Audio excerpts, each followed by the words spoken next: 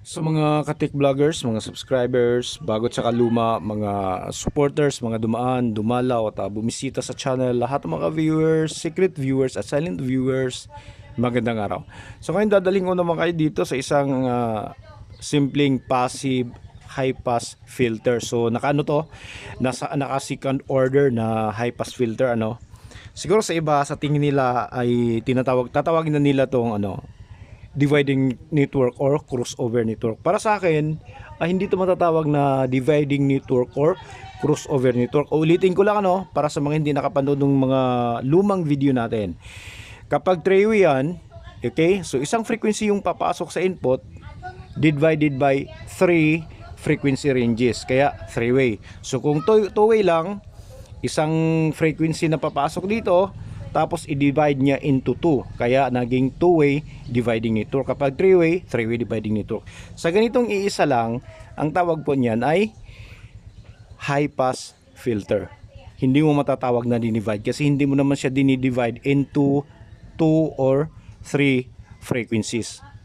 Okay, kaya hindi mo matatawag na dividing network yan. Pero sa iba pwede na acceptable na rin kung tatawagin nila kasi wala namang problema doon kung tawag. Pero ang tama talagang tawag dyan sa mga ganyan, ito kung Twitter yung filter natin, high frequency driver, so high pass filter. Kung bass lang, so bass filter or low frequency filter. So ganun lang yun. So ngayon dito, itong natin, high pass filter natin, second order hindi siya first order, second order passive high pass filter. Ito sa mga taga-subaybay natin nung nakaraang mga video 3 years ago yata, nakita nila yung ganitong hitsura. Kaya lang yung nauna, dalawa yung 50 watts. Ito 50 watts ng resistor yung nilagay natin. Okay? So dalawa. Okay, so ginawa ko to dahil pan-testing ko kasi to kapag gumagawa ako ng mga tataas na power ng amplifier. Ito yung ginagamit ko pang testing sa high frequency. Kaya kung mapapansin nyo, malaki yung bulb natin. Pero itong design na to ay ginaya natin sa GBL GBL na design. So dito nung nakaraan, ulitin ko lang, 50 watts, dalawang 50 watts na resistor. Yung design na yon ay iba. Okay? Iba. Ito naman ngayon ay design para pang compression driver, pang horn. Okay? Kaya yan, tinanggal natin yung isa, pinalitan natin ng mga capacitor. So yung mga capacitor, wag nyo alalahanin yan. Bakit ganyan karami? Nakaparallel lang po yan para makuha natin yung tamang value niya. Ang maganda lang dyan sa isa, kaysa nakaparallel na pareho yung value, mas advantage yung maraming capacitor na nakaparallel kaysa isa. Kasi yung ESR niya ay mas bababa. Kaya mas gusto ko yung maraming nakaparallel na mga capacitor kaysa single. So ito naman yung inductor natin. So simple lang yan. Kung saan kayong kumuha ng inductor, mag DIY, ay pwede sa mga switch mode power supply, sa mga lumang power supply ng CRT-TV. Doon marami tayong mahahagilap doon. Okay, so dito ko lang siya ginamit, ganito yung ginamit ko kasi itong itong ganitong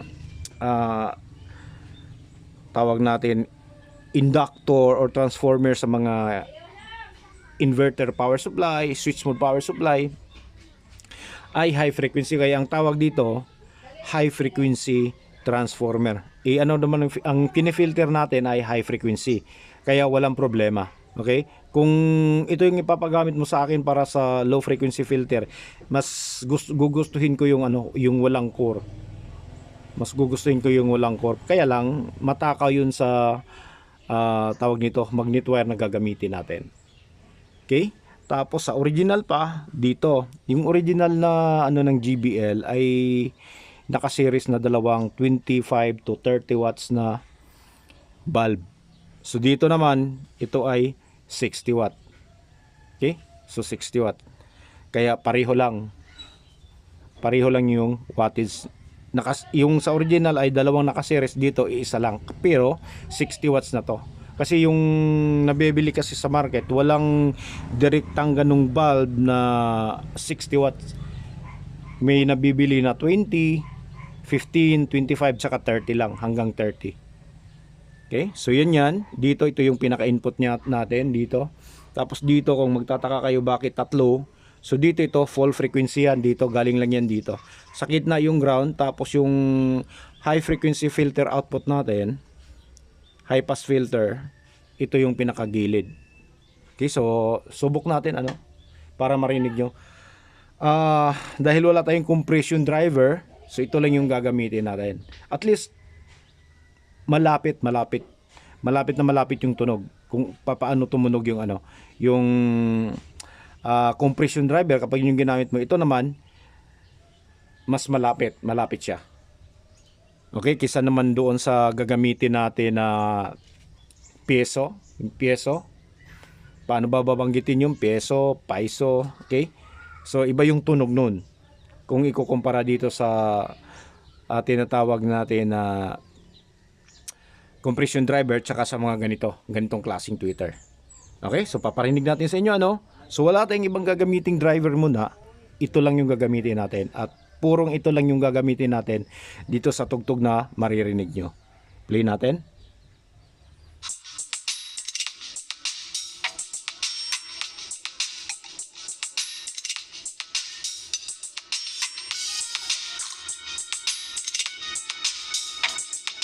Okay?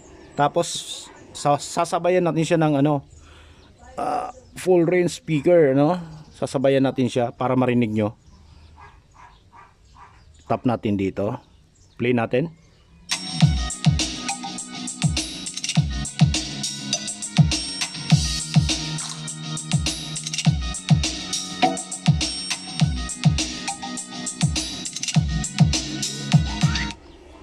Di ba? So yun yung kanyang tunog. Sa mga interesado na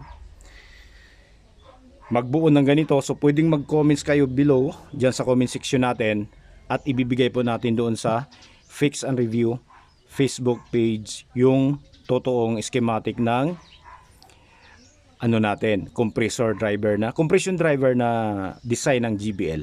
Okay? So, sa mga hindi pa nakapag-subscribe, so pindutin nyo lang yung subscribe button natin. Kasama na rin yung notification bell para updated po kayo sa mga susunod na video natin.